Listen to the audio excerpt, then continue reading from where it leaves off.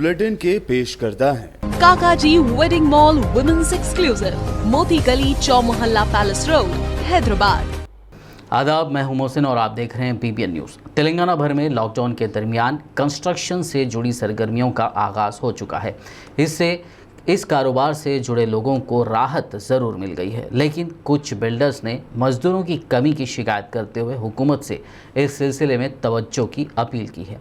तेलंगाना के तमाम डिस्ट्रिक्ट्स में कोरोना की रोकथाम के लिए बनाए गए रेड जोन्स में भी नुमायां कमी देखी जा रही है और कोरोना के केसेस में भी रियासत भर में कमी रिकॉर्ड हुई है। लेकिन पिछले कुछ दिनों से सिर्फ जीएचएमसी हुदूद में ही कोरोना के केसेस सामने आ रहे हैं। ऐसे में हैदराबाद, सिकंदराबाद और साइबराबाद जोन में रहने वाले शहरियों को और भी एहतियात करने की ज़रूरत है और साथ में इस दरमियान अपने आसपास रहने वाले ज़रूरतमंदों का भी हम सबको ख्याल करना होगा। आइए अब शुरुआत करते हैं बुलेटिन की और नज़र डालते हैं हेडलाइंस पर। वंदे भारत मिशन के तहत दूसरे मुल्कों में फंसे हिंदुस्तानियों की वापसी। अब तक 17 बच्चों समेत 1458 हिंदुस्तानी लौटे वतन।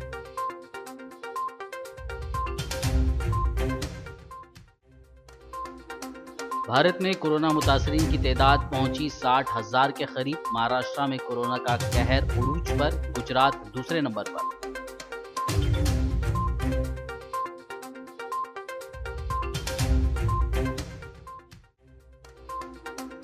एहतियाती तदाबीर के नतीजे में तेलंगाना में कोरोना के मामलात में कमी। वजीर सेहत इटेला राजेंद्र का दावा।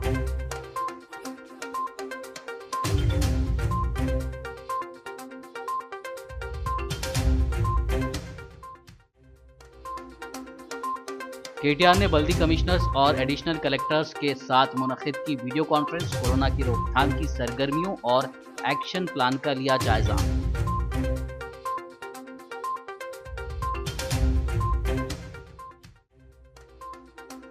हमें कोरोना वायरस के साथ जिंदगी गुजारनी पड़ेगी। वजीर फाइनेंस हरीश राव ने सिद्दीपेट में की राशन किट्स की तकसीम।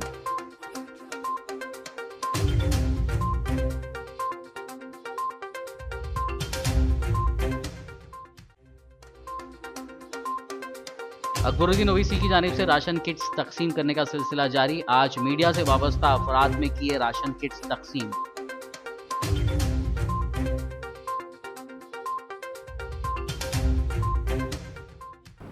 और अब खबरों की तफसील।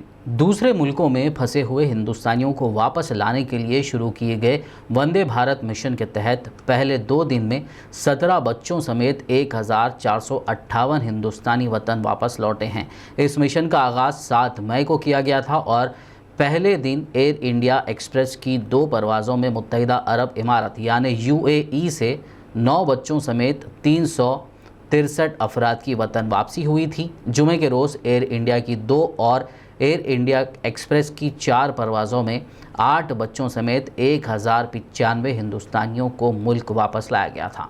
शहरी हवाबाजी की वजारत ने बताया कि जुमे के रोज़ सिंगापुर से 234 अफराद को दिल्ली लाया गया। बांग्लादेश में पढ़ने वाले 168 हिंदुस्तानी तलबा को ढाका से श्रीलंका लाया गया।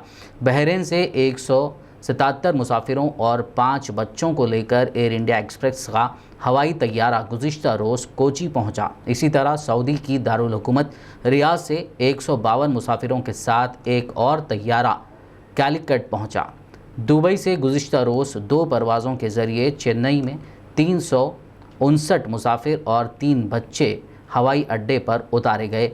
बताया गया है कि इन तमाम मुसाफिरों को क्वारंटाइन सेंटर भेजा गया है।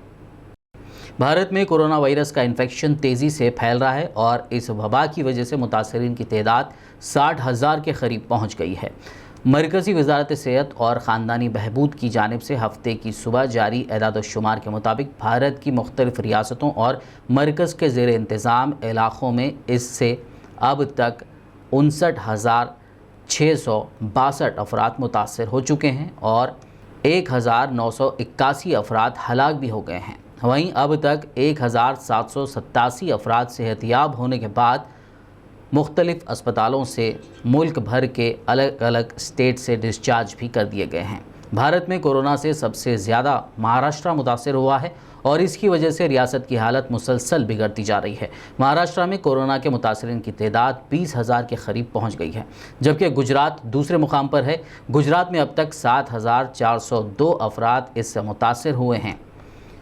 दारुल हुकूमत दिल्ली की हालत भी इस जानलेवा वायरस की वजह से तशवीशनाक बनी हुई है। दिल्ली में अब तक 6,318 लोग मुतासर हुए हैं और 68 अफराद ने अपनी जान गंवाई है।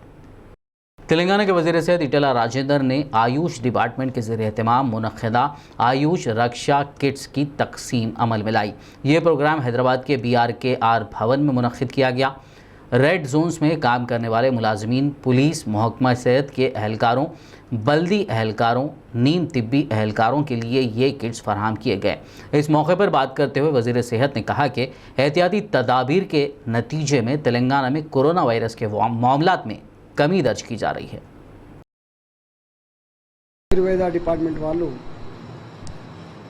मन पुरातन सांप्रदायालु मन వైద్యాన్ని ప్రపంచ మానవాళి ఏ కరోనాతో ఉక్కిరిబిక్కిరవుతోందో అలాంటి వాళ్లకు మందు అందించాలనే సంకల్పంలో భాగంగా ఒక 5 రకాల మెడిసిన్స్తో ప్రకృతి సిద్ధమైన మెడిసిన్స్తో కిట్లను తయారు చేసి ఈ కోవిడ్లో ఫోర్త్ ఫ్రంట్లో ఫైట్ చేస్తున్నటువంటి పోలీస్ వాళ్ళకి, వైద్య ఆరోగ్య శాఖలో పనిచేసే వాళ్ళకి, ఇతరత్ర మున్సిపల్లో పనిచేసే వాళ్ళందరూ కూడా సప్లై చేస్తున్నందుకు మా పక్షాన వారికి అభినందన తెలియజేస్తా ఉన్నాం.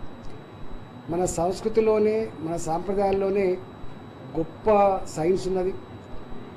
అనాదిగా ప్రపంచానికి ఇలాంటి సాంప్రదాయాలని, ఇలాంటి వైద్యాన్ని అందించినటువంటి దేశం మన దేశం.